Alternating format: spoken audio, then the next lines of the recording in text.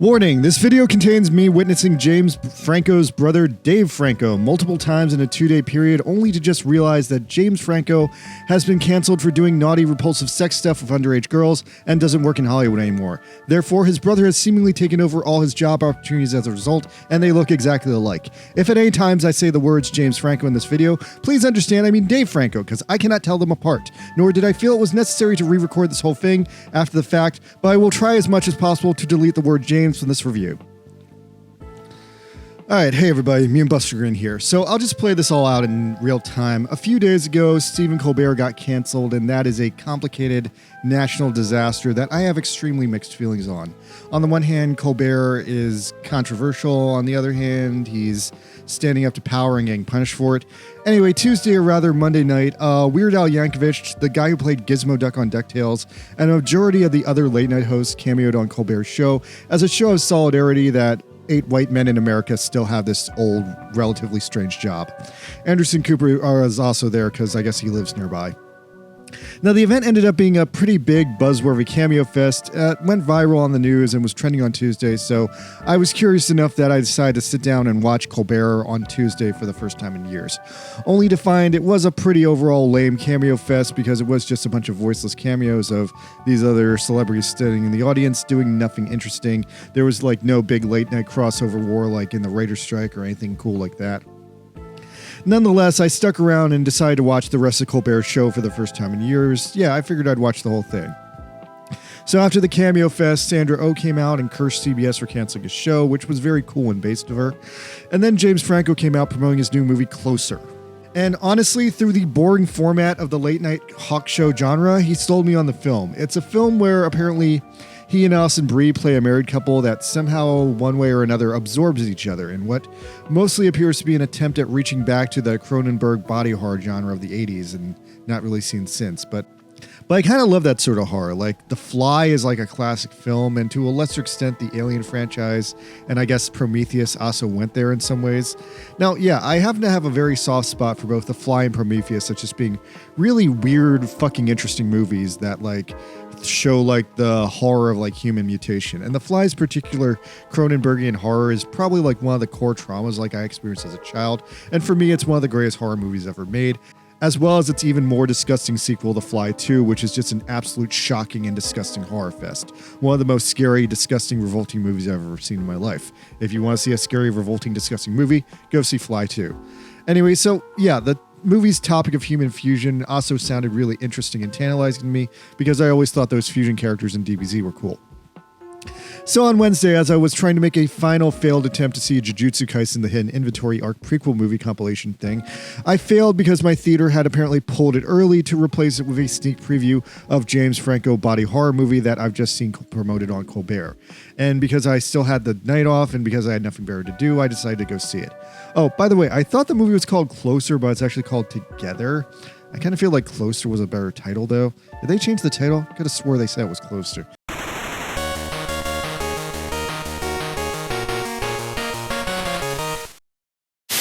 この番組はヨランのスポンサーの提供でお送りします。 Alright, so quick no spoiler review of the movie Together before I get down to roasting it. Alright, so if you want to see this movie, it's a very niche horror film. It's like horror aspects are honestly very weak, and it's seemingly otherwise overwhelmed by it mostly being about relationship drama. It's like an allegory for a relationship drama. Now, it does contain like 2 Cronenberg body horror monsters, and otherwise I'd say 80% of the rest of the movie is just relationship drama. It's like seemingly like a body horror film that in some places, in some ways, is trying to do a low budget horror tribute to The Fly, and it's purposely hitting the same beats as The Fly in a few scenes, but otherwise it's just mostly a couple going through the beats of, oh, our relationship is struggling. Are we going to get married or get divorced? We're so sad and miserable. Like, I heard someone tell me that the movie was sort of like Venom. I guess it is sort of like Venom, but not really. It's not funny or interesting or action-packed. It just happens to contain alien symbiotes. So I guess it's with Alien and Prometheus and Venom in these movies contain alien symbiotes category. They don't fully explain the mechanics of what actually goes on in the movie, so I'm assuming everything is being caused by aliens, but it could also be being caused by a virus or some kind of hippy-dippy magic. But yeah, it does have some strong vibes dating back to The Fly and the first Alien movie. There's one scene that's taken straight from Alien. And as vaguely as possible, I would say this movie is basically a conceptual remake of The Fly, just without The Fly and with a few things stolen from Alien. But unfortunately, it doesn't really have the budget of The Fly or Alien. Like, this movie looks and feels cheap as hell. By all accounts, according to reports, this movie had a $17 million budget, but it feels and looks more like it had a $10,000 budget because I just don't see it on screen. Most of the action is just Bree and Franco flailing around, acting like goobers, running around an Airbnb. And if that's the case, Bree and Franco must have embezzled the entire budget on themselves or spent it on something insane or really overdid it on the advertising. There's no reason in hell this movie should be that expensive, considering it takes place in one room, has two characters, and it feels like they cut a bunch of corners here. Like 90% of the action is just two people running around a log cabin, and you don't need $17 million to pay for that. Like, I need to remind you guys right now that Godzilla Minus One was made with a $15 million budget, had a sprawling cast, had multiple locations. This movie has none of that. Anyway, if you're going to this movie to be scared, this is not a scary movie. There's like one kind of scary monster at the end you barely see. The film also relies on these weird like Tim Burton claymation nightmare sequences to make it a little bit more interesting. But yeah, take that out and you're mostly just 80% of this movie is just a couple talking slowly and boringly through their really, really mundane relationship issues. Now, I would say though, this is a good movie, but barely so. It's a good movie. I enjoyed it, but it's also worse than mid, but it's not bad. It's not a bad movie. I didn't hate this movie, although I could have. If it had made a few different choices, I would have said this movie like is unredeemable and outright sucks. But they did nail the ending by making it just tantalizing enough to make it watchable. But yeah, it's a barely enjoyable film. I spent most of this movie just being like, shut up about your fucking relationship. Just get on with fucking absorbing your goddamn wife already or whatever. Like, the movie wasn't bad enough to get me to hate it, but I guess I would have to like rank it like a D rank in the overall like low budget horror film space. Now, I thought there would be some more like interesting like gender or sexual aspects to it. There's a little bit of like exploration because it's about a man and a woman trying to absorb each other, and they're then implied that that's some kind of strangeness, but the film doesn't linger on it long enough for it to be fully interesting or fully imaginative or even tantalizing, so that fucking sucks. I guess I would recommend this if you're a huge fan of the Cronenberg Fly or Alien franchise and you just kind of want to see a new take on that done worse with no budget. But yeah, if you want to see a truly disgusting, truly disturbing, truly good movie, you're much better off watching The Fly from the 80s, Fly 2, or even Alien, or even Prometheus. I need to stress that this is a much worse movie than Prometheus. Prometheus like puts this movie to shame a millionfold. Like, Prometheus does all the same stuff this movie was trying to do, but way better, way more impressively, and with like aliens and spaceships. Now, I'm going to say that whether it was done purposely or not, the movie does have a handful of Dragon Ball Z references, enough to make me think that they threw them in there on purpose, so maybe it's worth watching if you're a DBZ nerd and you want to feel some DBZ nostalgia for the Fusion arc. I would also lastly say the movie is worth watching if you enjoy the works of Alison Brie. Alison Brie entirely carries this film. If Alison Brie was not the lead heroine, it would not be watchable. And yeah, she does enough like kinky things and quirky things to justify the ticket price. All right, complete spoiler synopsis time. All right, so the film starts with this big prologue scene about this couple went missing in the woods, and there's this big like search party of like cops and like homeowners trying to find them. Some dogs are looking for them, and the dogs discover this mysterious H.R. Geiger-esque alien hole room. This alien hole room looks very, very similar to like the space jockey room for the first Alien movie or the egg room for the first Alien movie, except in the middle where there should be the space jockey, there's like this magic pool of water, and because it's like a Geiger-esque pool of water, it kind of looks like a lady's like dangly parts. And yeah, otherwise there's like some wreckage of a church in there. So it's a really interesting set, probably the most interesting set of the movie. Anyway, so the dogs drink the magic water, and then the dogs become infected with this like virus that makes them super obsessed with each other. And then the movie flashes forward to the next day when the dogs have fused together in this Cronenberg monster, double monster dog, which is only creepy because it really reminded me of the Fly dog from The Fly 2. Once again, The Fly 2 was a much disturbing movie that scarred me for my entire life, and this movie is forgettable. All right, so on to the real movie. So I guess the movie starts off in Seattle, but they don't confirm that until the end of the movie, and that bothered the shit out of me. But yeah, it's Seattle. James Franco and Alison Brie live in Seattle, and they're like this weird codependent couple where she's this nerdy, older, awkward, inexperienced teacher about to like hit her 40s, and he's this early 30s, complete loser, man-child, still trying to make it as a rock star, and he seems to be a total failure at life. Anyway, Allison has gotten a job several miles upstate, and the two of them decide to move into a very nice house in the woods, abandoning their cushy city life with all their friends. Now, this is a very good thing for Allison, as it is implied that her new job will pay her at least triple what she was making in the city, and yeah, that's how they pay for this fancy new house they have. But for Franco, it's basically the end of his life, as he's a loser, do-nothing rocker guy who never really made it as a rocker guy. Since he apparently doesn't even have a driver's license because he's such a failure, and he basically has nothing to do with himself after they move upstate. He just sits at home and like is a gooner all day. Franco also talks in this weird voice early in the movie that really emphasizes that he's a little kid. Like he goes out of his way to like be like, I don't want to do that. I'm a little boy. I'm like 5 years old, even though he's fucking 30. Like, I don't know. The voice he was putting on was like so unnatural. It was mega fucking annoying. Anyway, so at the going away party, Allison weirdly proposes to Franco with a Kamehameha from Dragon Ball Z because she doesn't have a wedding ring and it's their big going away party. But he takes just too long to answer her that it's extremely awkward and it shatters the health of their relationship. So that's like the key, like, oh no, their relationship is in trouble here because she tried to like push it forward. So then there's this first random nightmare scene out of nowhere that doesn't make sense at this point in the film. But long story short, James Franco sees these creepy, goofy Tim Burton cartoon ghosts in the night. And later we find out these are supposed to represent his dead parents. Anyway, so they move upstate. Franco immediately finds this like rat king above the chandelier. And if you're not from New York, a rat king is like a horrible phenomena where like a couple of different ways it can happen, but in this case, it's where a bunch of rats like just live in like a closed space, like a wall or a sewer, until they basically start like growing inside of and on top of each other, and in like some cases like fusing together in this like triple-headed rat. It's really disgusting and horrible, but it's real, so it's scary. And yeah, that was maybe one of the coolest scenes in the movie, just because it was a real gross-ass thing. It apparently also had a deeper connection to Franco's backstory because he hates rats, but that didn't quite gel with me.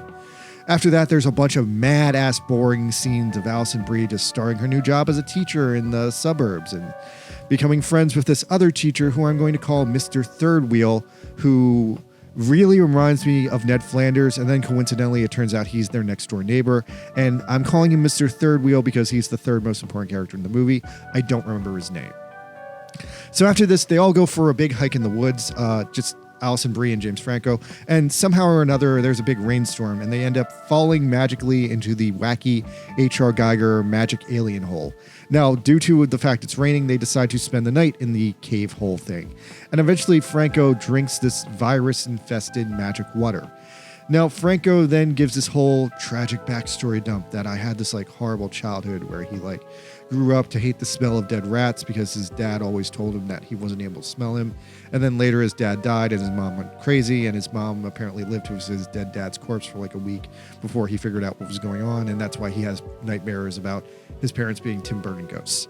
Then Franco has another Tim Burton-esque claymation nightmare where he imagines the Geiger Cave is actually this huge, giant alien life form. I'm not sure if this was true or literal, but I guess that was a cool idea, and I guess that's the only explanation you get of what the cave is, although this is completely his nightmare and not actually based in any kind of facts. Anyway, though, on the bad side, he wakes up and he and Alison Brie's legs are fusing together. They're able to rip their legs apart, but they end up with like scars from the experience, and so they start walking home. Now, at this point, Franco has been fully infected with this alien parasite or this alien virus or whatever. It's turning him into this like gooey jelly alien symbiote thing. Meanwhile, Alison Brie is going off to work, and there's this extremely stupidest scene in the movie where Franco is just magnetically attracted to Alison Brie, and as she's driving to work, he gets like smashed up and like flung around in his shower like magically, showing that he's like so magnetically attached to Alison Brie that when he goes into his symbiote mode, he's literally just like slamming himself back and forth in the shower because he's like so magnetically aligned to her. Like, although literally the way this plays out in the film makes no sense, and the only way it would have played out the way they show it is if she literally drove around his house in a circle at least 5 times. Now, after this, Franco is worried about what the hell is going on with me. So he goes see this Asian doctor who gives him a muscle relaxant because he's like telling him he can't control his muscles. And the muscle relaxant has this like super convenient side effect of keeping the fusion virus in check and like bringing Franco back to normal when he's otherwise it's like feral alien symbiote. So anyway, the doctor tells Franco that like, hey, did you hear about this missing couple? As any doctor would. And then Franco becomes completely obsessed with the missing couple and starts stalking them on Facebook. Mr. Third Wheel comes out again, and Franco is massively jealous of Mr. Third Wheel because he thinks he's macking on his girl. And then Mr. Third Wheel reveals that meanwhile, he's a gay religious widower and he's harmless. Now, after this, they have a more depressing Broadway divorce play relationship drama, but it keeps being undercut by Franco slowly being possessed by this alien symbiote, which makes him a horny bad boy and gives him like this split personality. Now, then there's this really scary scene where they go to bed, and in the middle of the night, Franco just straight up tries to eat Allison Brie like she's a fucking hot dog. So she wakes up in her sleep and finds that he's got like a mouthful of her hair because he was trying to eat her hair first. Now, I thought that was actually pretty disturbing the way it plays out, but everyone else in my theater laughed at it because of the absurdity of it. Like, he just like wakes up and he's like, why am I eating your hair? She's like, why you eat my hair? Give me your hair. So yeah, after the fact, then like they get the hair out of his mouth, and then like it seems like the hair is still growing out of his mouth, which is kind of a cool, creepy detail. But so then the next day, Franco is supposed to go to Seattle to play this big rock concert or something. And this is a super big deal because it's the first and only job he's had in months. But he can't make the trip because he can't stand to be away from Brie that long. And he ends up abandoning his luggage at the train station and running back to where she's working. So back at the school where she's working, she randomly meets a little girl who tells her a story that her two dogs fused together, and apparently this is like the double dog from the start of the movie, but the picture the girl draws looks nothing like the double dog. It looks like a fucking Charmander, like it has like a tail on fire. Anyway, so Franco shows up and they end up having sex in this like little kid's bathroom at the school. And this ends up being like the most thrillery, interesting scene in the movie because after this, they end up stuck together and they have to sneak out of the little kid's bathroom without her losing her job. Now, this sadly seems like the most suspenseful and believable scene in the entire movie because sure, I guess that could happen. Anyway, that's kind of it after that. Then Franco basically STDs the alien symbiote virus into Brie, and now they're both acting like these bipolar feral goobers for each other off and on as like the symbiote like makes them stupid and not stupid. It's really annoying because they both basically pretty much take turns being like feral caveman stupid and then back to normal and just like, oh, this is such a bad situation, and the other person is just like this horny caveman virus victim. Now, the film is like way too slow paced, and there's way too much mundane, boring relationship drama between all the interesting shit. Like if this movie was like a half hour shorter and they just cut out a majority of the talking, I probably would have said it was like a B movie. But anyway, Mr. Third Wheel shows up again and gives this like boring ass college lecture at this point about Plato theorized that human beings were once a beast with two backs that was fused together, and then Zeus unfused us together, or some mythological bullshit like that. It's super boring.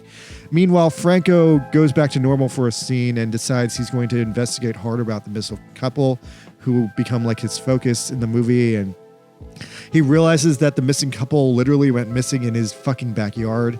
Then Brie like flies at Franco magnetically, like they're two people stuck together with the Potara earrings from DBZ, but she like gets like slapped onto a glass door like a bug, and everyone laughed at this scene because once again it's super fucking absurd that she's just like making these faces on the glass, and she's like bleeding a little, but like it's, I don't know, it's played more stupid than corny just because like the movie is not good at like making this situation suspenseful.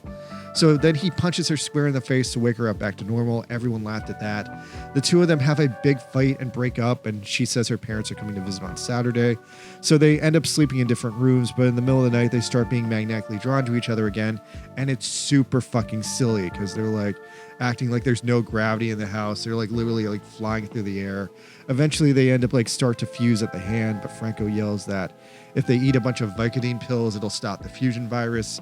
So they do this, and it's a massively stupid scene because they're just like going to town on these pills, and they're like really like playing up like, we're doing drugs. Drugs are great. And again, the spectacle of the movie, it's just all these dumbass scenes where Franco and Brie act like fucking cavemen. So they pass out and they wake up. Bree is ready to saw their fucking arms off with a chainsaw. And she eventually does. This scene is fucking gross. So they re-separate after this, and they finally have this weak-ass climax where they try to split up, but it doesn't quite work.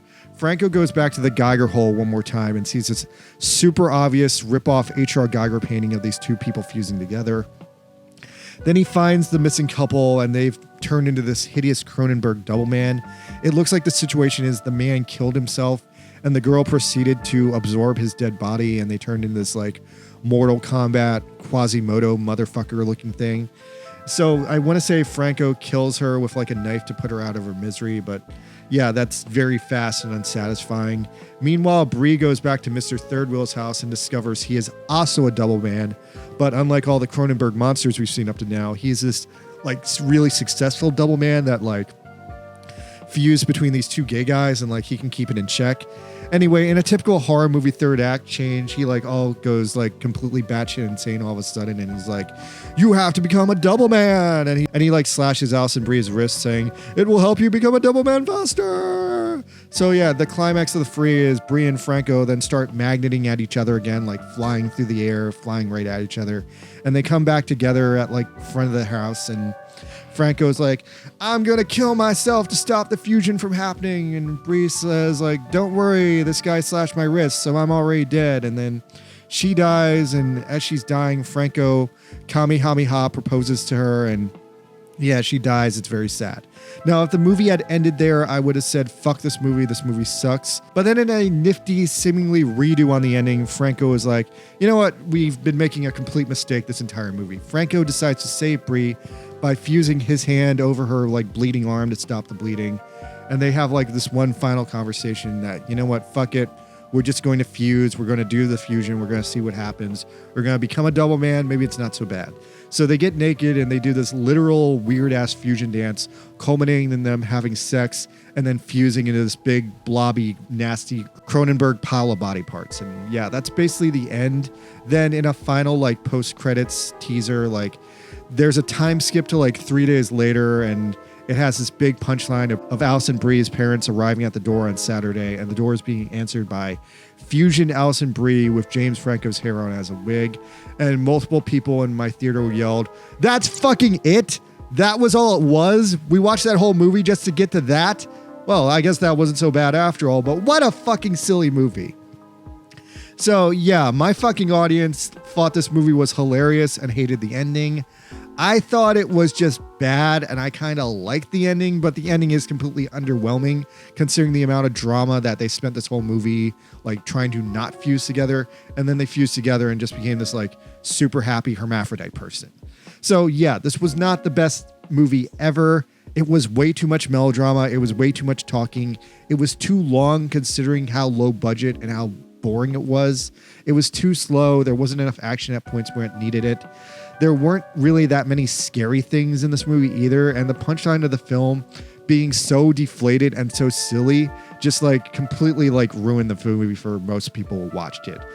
Like it made all the angst and the body horror they went through seem just like a completely futile and incorrect effort, since apparently fusing into hermaphrodite double man is like wonderful and seemingly solves all their problems, because hardworking Alison Brie had her deadbeat loser moocher husband, and now she just absorbed him and became a fucking double man. So double man.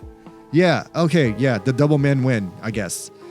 Overall, this movie is a ripoff of The Fly in terms of story structure, but like, what if The Fly actually absorbed his wife at the end? But it isn't as gross as The Fly. It's got some minor Tim Burton energy, some minor DBZ references, some minor Alien H.R. Geiger style stuff. That all kept it fun, but overall, I can't recommend this movie to anyone. I would just recommend this movie if you really like men and women fusing together. If that's your fucking fetish, then go to town on this one. Otherwise, this movie is mostly depressing, and I'm sad I had to think about it for a day. I don't know. Aside from me, I think everyone else in my audience found this movie to be so bad it was funny, or just completely bad and just a joke. Like, I don't know. It was stupid. It was interesting. I didn't overall hate this movie. I did enjoy it. I mostly enjoyed it for Alison Brie. Alison Brie saved the movie. The story being told was interesting enough. I just hated the pacing and the execution. Together gets a 3 out of 10 for me because it just made me think of much better movies that already came before that this movie is kind of stealing content from. But yeah, it's kind of worth it for Alison Brie. If you think Alison Brie is cute, go watch this movie. She completely carried this one and is the only saving grace of the movie. All right, so that's that. Let me know what you think. Night. Double Man.